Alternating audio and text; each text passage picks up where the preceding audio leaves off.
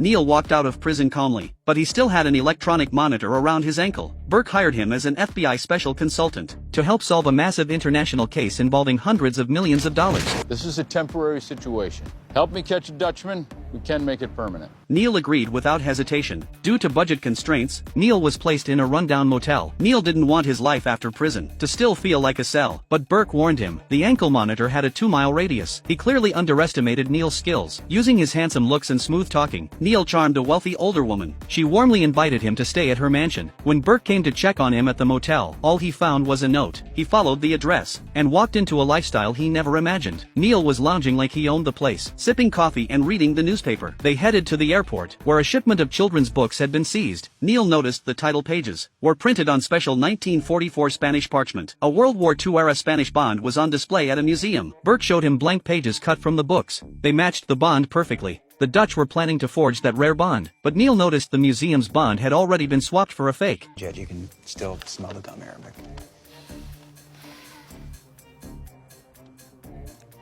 Forensics confirmed, the ink was less than a week old. The bond had a 9% annual interest rate. After all these years, each $1,000 bond was now worth $250,000. 600 bonds added up to over $150 million.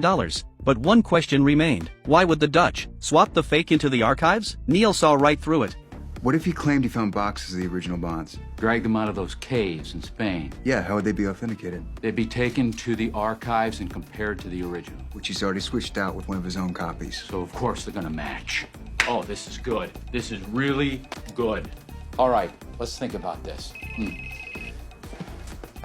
Now they just needed to find the printing press to uncover the mastermind. They tracked down Hagen Printing. From outside the factory, they could hear the roar of the machinery, but Burke couldn't storm in. The FBI needed evidence to make an arrest stick. That didn't stop Neil. While Burke was still asleep, his phone rang. Neil had left his permitted zone. Neil pulled up to the factory in a Bentley, posing as a tourist and taking photos. Guards quickly surrounded him, confiscated his camera, and brought him inside. He saw stacks of snow-white books and printing presses running at full speed. Neil was thrilled. His gamble had paid off. They locked him in an office, but Neil made sure it was easier to invite him in than to send him away. He quietly locked the door from the inside, removed the key, and left them stuck outside. They had to search for another key. Neil stayed calm, casually revealing his ankle monitor. Soon, police sirens wailed outside.